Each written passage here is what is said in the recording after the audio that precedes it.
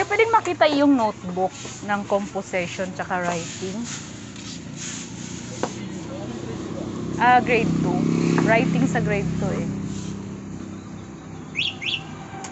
Writing po. Ito po pang grade 4, grade 5. O, yan, tingnan mo. 22. Ano, ate?